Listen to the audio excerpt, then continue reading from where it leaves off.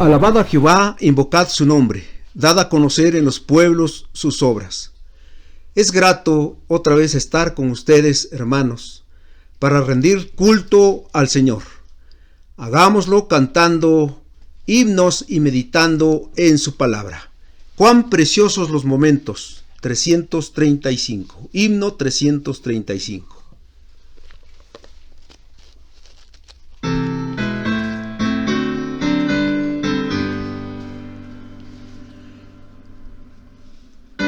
Preciosos los momentos de la Santa Comunión, con la sombra del excelso, mi alma siente protección. Salvador, mi Salvador, yo contigo quiero siempre estar. A la sombra del excelso, yo por siempre quiero ahí morar. A la sombra del excelso, yo cubierto quiero estar. No la paz y amor exceden al humano bienestar. Salvador, mi Salvador, yo contigo quiero siempre estar. A la sombra del excelso, yo por siempre quiero ahí morar. A la sombra del excelso, las cuitas nada son. Puedo yo morar por siempre en continua comunión. Salvador, mi Salvador, yo contigo quiero siempre estar. A la sombra del excelso, yo por siempre quiero ahí morar.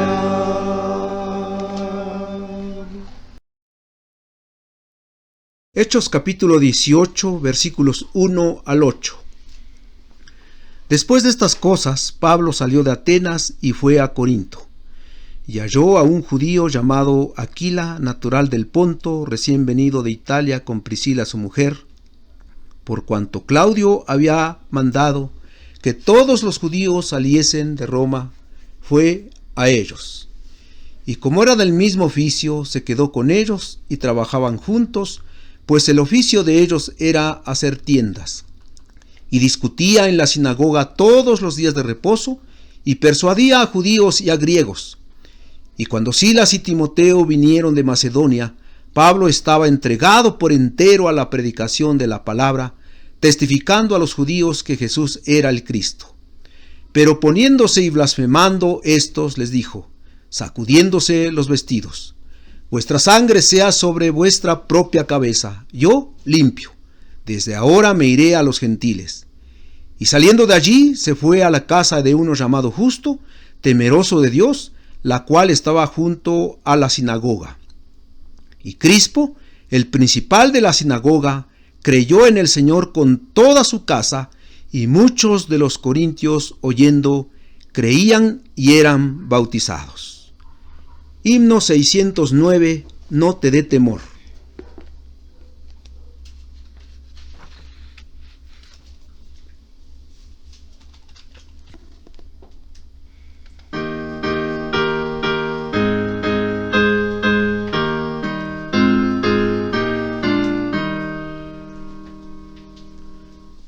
De temor a hablar por Cristo, haz que brille en ti su luz. Siempre a quien te redimió confiesa, todo debes a Jesús.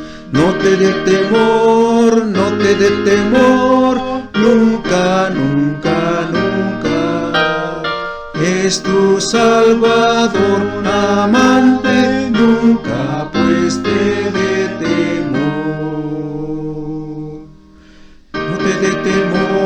hacer por Cristo, cuanto de tu parte está. Obra con amor, con fe y constancia, tus trabajos premiará. No te dé temor, no te dé temor, nunca, nunca, nunca. Es tu Salvador amante, nunca pues te dé temor. No te dé temor sufrir por Cristo los reproches o el dolor. Sufre con amor tus pruebas todas, cual sufrió tu Salvador. No te dé temor, no te dé temor, nunca, nunca, nunca. Es tu Salvador amante, nunca pues te dé temor. No te dé temor vivir por Cristo, esta vida que te da. Si todo tu afán en Él confiares, Él con bien te sacará. No te dé temor, no te dé temor, nunca, nunca, nunca. Es tu Salvador amante, nunca pues te dé temor.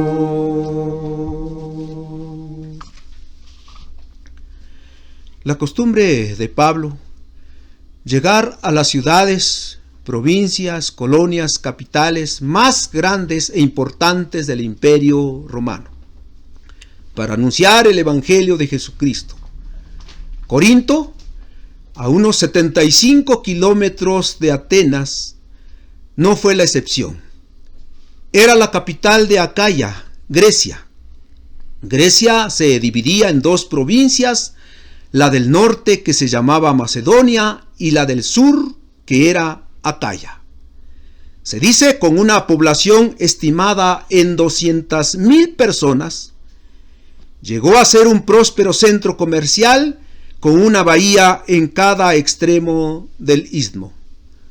Un dato histórico, que la mercancía era transportada de un puerto a otro a lo largo de un corredor empedrado y construido especialmente para ello. A unos 3,5 kilómetros al norte estaba el puerto llamado de Lejayón, que acomodaba barcos hacia y desde Italia, España y el norte de África. El puerto de Cencrea estaba a unos 11 kilómetros al este de Corinto y facilitaba el tráfico marítimo hacia desde Egipto, Fenicia y Asia Menor. Es decir, Corinto, un lugar céntrico y muy importante. Corinto había tenido una edad de oro en el siglo VII a.C. La rivalidad entre Atenas y Corinto contribuyó a una declinación, la que fue precipitada por la guerra de Peloponeso, años 431 a 404 a.C. Casi 3 siglos más tarde, los romanos conquistaron Corinto, cuando en el año 146 a.C. se produjo una revuelta contra Roma. El general Lucio Mumio mató a todos los habitantes varones de la ciudad y a las mujeres y a los niños los vendió como esclavos. En el año 46 a.C., Julio César dio a Corinto el nombre de Colonia Corintia. Es una alabanza a Julio, haciendo que muchos romanos libertos establecieran su residencia allí y haciendo del latín su idioma oficial. El griego era la lengua común. Su sucesor Augusto hizo de Corinto la capital de la provincia de Acaya en el año 27 después de Cristo. Los intereses comerciales de nuevo florecieron y atrajeron a muchos judíos quienes construyeron una sinagoga. Los residentes de Corinto adoraban a Afrodita, la diosa del amor, y bajo la apariencia de religión se soltaban en una desenfrenada inmoralidad. Corinto tenía muchas prostitutas del templo, las que estaban al servicio de las autoridades religiosas de la ciudad. En esta ciudad encontramos al apóstol de los gentiles como predicador de las buenas nuevas de salvación, donde fundó una iglesia a la que más tarde escribió 2 cartas. La entrega de un siervo de Dios.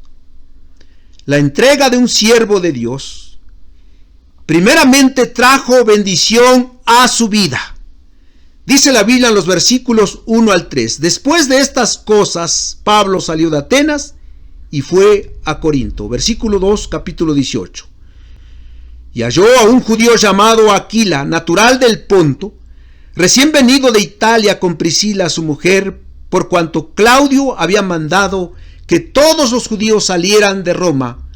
Fue a ellos, y como era del mismo oficio, se quedó con ellos y trabajaban juntos, pues el oficio de ellos era hacer tiendas. Al llegar solo Pablo a Corinto, con debilidad y mucho temor y temblor, como escribió en su primera carta a los Corintios, capítulo 1, versículo 3, que pudo haber sido motivado por el poco éxito en Atenas, o por causas físicas, emocionales o familiares, el Señor le tenía preparado su bendición y auxilio que necesitaba, poniéndole en contacto con un matrimonio piadoso y animoso, cuya amistad y colaboración habían de dar paz muchas horas de sufrimiento y facilitar el éxito espiritual del apóstol. Primero, el matrimonio formado por Aquila y Priscila eran judíos como lo era Pablo. Podían identificarse muy bien con sus costumbres y leyes de las escrituras del Antiguo Testamento. Hablaban el mismo idioma como los otros judíos en Corinto. Se inspiraban confianza unos a otros e hicieron amistad como equipo de trabajo. Segundo, eran fabricantes de tiendas, conocían el mismo oficio. Así que tenían mucho de qué platicar sobre su trabajo. Las tiendas que fabricaban eran de piel, paño o tela hecha con lana de cabras. Estas tiendas eran pequeñas y usadas a menudo por los viajeros. Una especie de pequeñas tiendas de campaña en nuestros tiempos. Es posible que Pablo mismo en sus viajes las haya usado. Él sabía cómo hacerlas, era su trabajo secular, que como cada judío varón eran enseñados por sus padres saber un oficio. Zebedeo enseñó a sus hijos Jacobo y Juan los secretos de la pesca. Jesús aprendió carpintería en el taller de su padre José en Nazaret. Muchos rabinos se sostenían realizando labores manuales con lo que habían aprendido desde jóvenes. Así creemos que Pablo fue adiestrado por su padre en el arte de fabricar tiendas. Se dice que las herramientas que se usaban eran relativamente pocas y podían ser llevadas de un lugar a otro. Pablo escribió a los Corintios que él trabajaba con sus propias manos, capítulo 4, versículo 12, 9 y 6 de primera a los Corintios. Y a los tesalonicenses, que él trabajó de día y de noche para sostenerse en sus necesidades, primera a los tesalonicenses 2:9, también Hechos 20, 34 al 35. Así Pablo, Aquila y Priscila trabajaban para su sostén. Tercero, eran cristianos, hijos de Dios. Aquila y Priscila habían llegado de Roma porque el emperador Claudio había expulsado a los judíos y cristianos en el año 49 después de Cristo. Un historiador romano, Suetonio, escribió: Claudio expulsó a los judíos debido a que estaban provocando continuamente desórdenes instigados por un tal Cresto. Se cree que Claudio confundió aquel nombre con Cristo, lo que para él carecía de significado.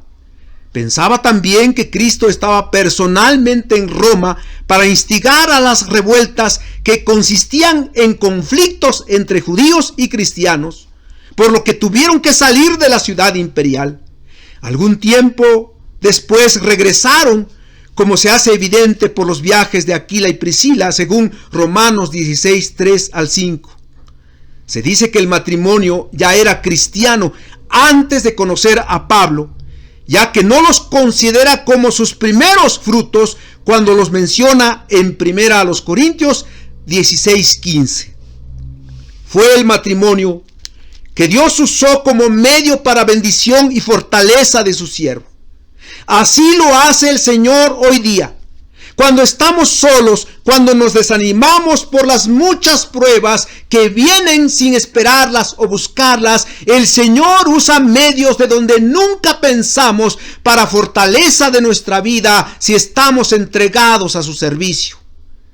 En segundo lugar, la entrega de un siervo de Dios testifica sin descanso en el Evangelio de Cristo. Dicen los versículos 4 al 6 de Hechos capítulo 18. Y discutía en la sinagoga todos los días de reposo, y persuadía a judíos y a griegos. Y cuando Silas y Timoteo vinieron de Macedonia, Pablo estaba entregado por entero a la predicación de la palabra, testificando a los judíos que Jesús era el Cristo. Pero poniéndose y blasfemando, estos les dijo, sacudiéndose los vestidos: vuestra sangre sea sobre vuestra propia cabeza, yo limpio. Desde ahora me iré a los gentiles. Fiel a su práctica, el apóstol llegaba primeramente a la sinagoga para adorar y conforme a la costumbre de los judíos. Esta vez quizá lo invitaron a predicar.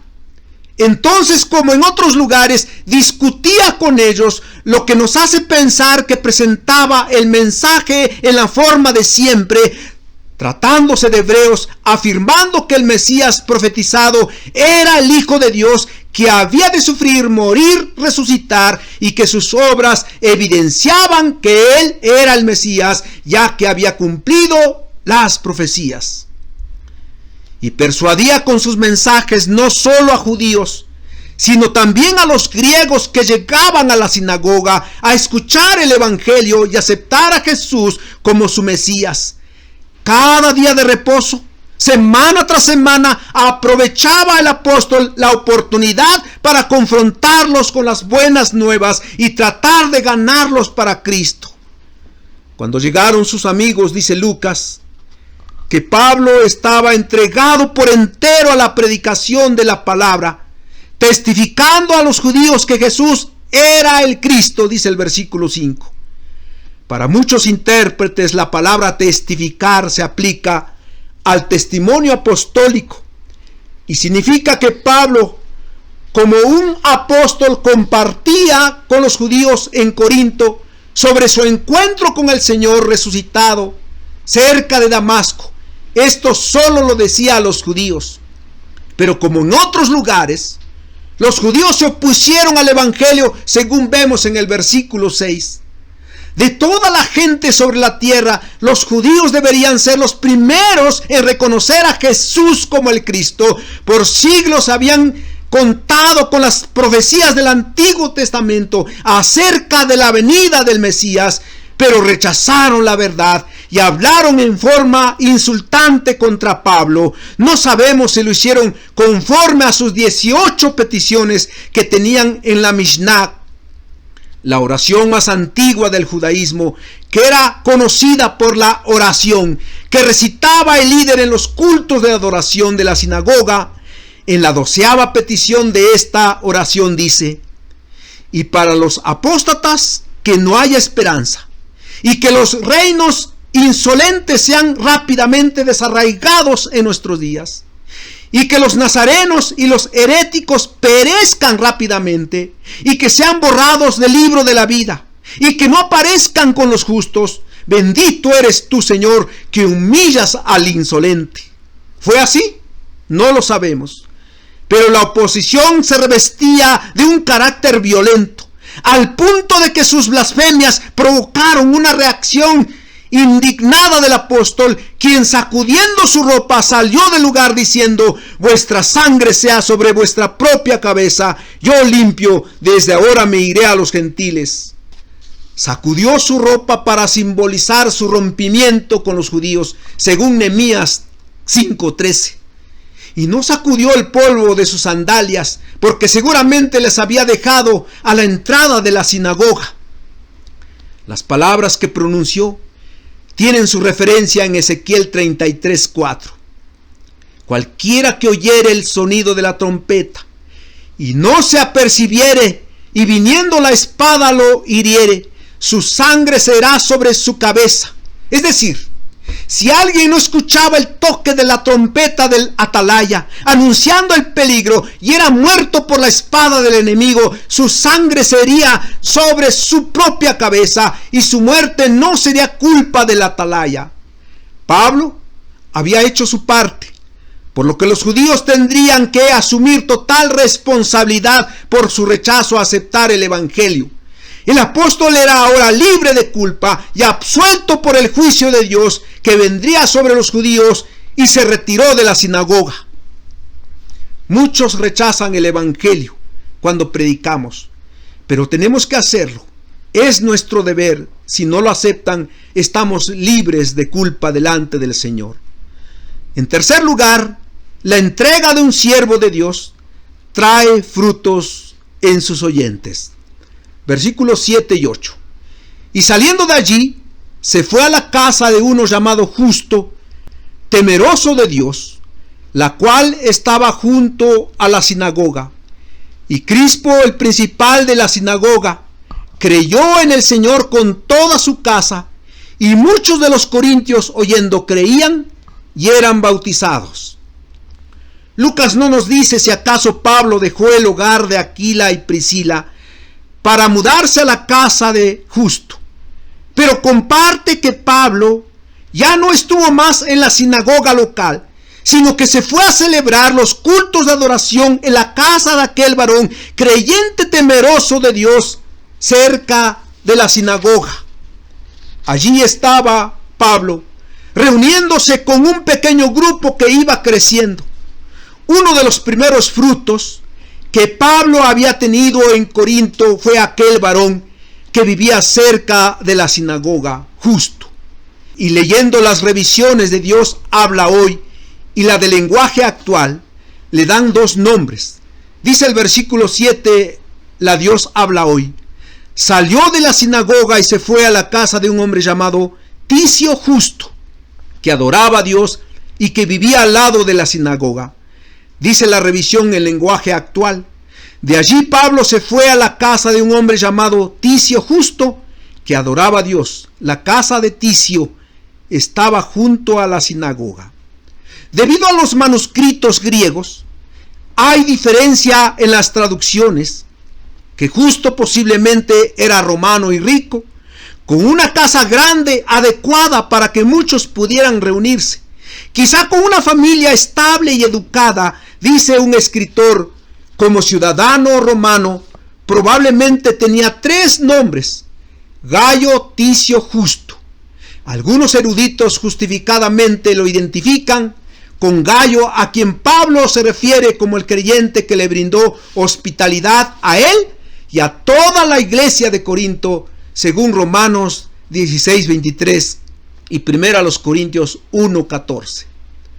Otros frutos que obtuvo Pablo en Corintio y que se mencionan aquí fue Crispo, el principal de la sinagoga, con toda su casa, en el versículo 8. En Hechos vamos a ver que Lucas a menudo usa el término la casa, lo que usualmente se refiere a la esposa del jefe del hogar, sus hijos e hijas, sus parientes más cercanos y sus sirvientes. Eso lo podemos ver en algunos textos como Hechos 11:14, Hechos 16:15, Hechos 16:31 al 34. Crispo era una figura prominente en la comunidad judía.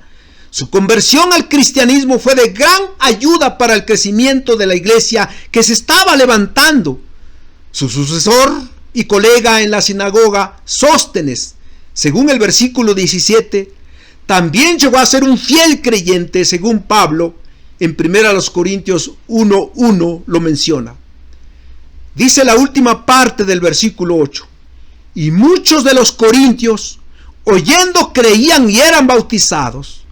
Pablo escribe en su primera carta a los Corintios, capítulo 1, versículo 16, también bauticé a la familia de Estéfanas. De los demás no sé si he bautizado a algún otro. Y al final de su carta, 1 Corintios 16:15, hermanos, ya sabéis que la familia de Estéfanas es las primicias de Acaya y que ellos se han dedicado al servicio de los santos. Entre los miembros de la iglesia en Corinto estaban también Erasto, el tesorero de la ciudad, y una persona llamada Cuarto, según Romanos capítulo 16, versículo 23. Hermanos, ¿cuántos mensajes vitalizados por el poder del Espíritu Santo resonaron primeramente en la sinagoga y luego en la casa de Justo? ¿Cuántas almas se rindieron durante aquellos primeros meses a los pies del Salvador Jesucristo, crucificado y resucitado, tan claramente presentado por su mensajero Pablo? Si el Señor había llevado a su siervo a Corinto, era porque iba a levantar un pueblo para su gloria. Hoy el Señor también dirige nuestros pasos para dar testimonio de Él por donde caminamos. Cumplamos nuestra parte, predicar con nuestra vida que Dios nos dará bendiciones en abundancia. Obrará también en sus corazones de quienes Él llama, bendecirá y dará su fruto en su tiempo. Que así sea. Cantemos el himno 614. ¿Qué diréis al saber?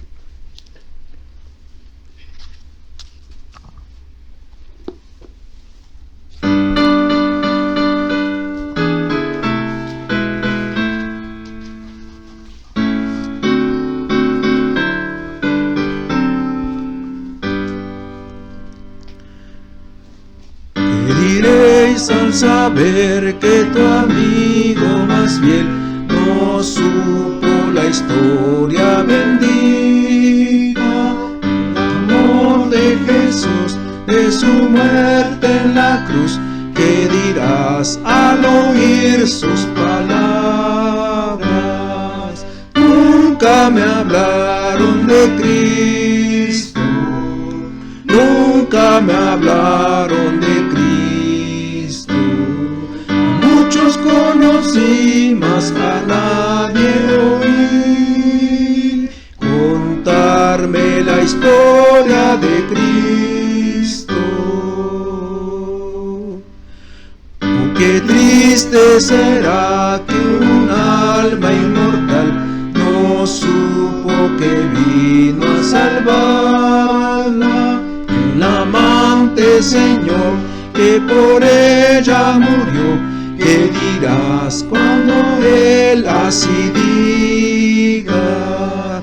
Nunca me hablaron de Cristo, nunca me hablaron de Cristo. A muchos conocí, mas a nadie oí contarme la historia de Cristo. No esperes ya más, ya no debes callar la historia del Cristo bendito, que no tengas que oír a ninguno decir, no hubo quien me hablara de Cristo, nunca me hablaron de Cristo, nunca me hablaron de Cristo.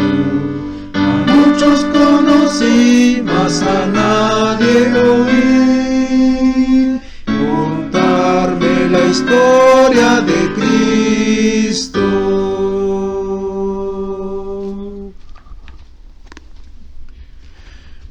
Oh Señor, nos declaramos faltos para llevar a cabo la gran comisión que has impuesto sobre nosotros, si tú no vas con nosotros y haces la obra. Que tu Espíritu Santo quebrante los corazones, les abra su entendimiento y les haga comprender que Jesucristo es el único por quien hay vida eterna. Él murió y resucitó para llevarnos a ti. A nosotros úsanos como tú quieres, con los dones y talentos que nos has dado, para testificar. Ayúdanos, entregarnos a tu obra, a ser siervos fieles en estos tiempos difíciles. Hazlo, Dios, por amor a tu Hijo Jesucristo. Amén.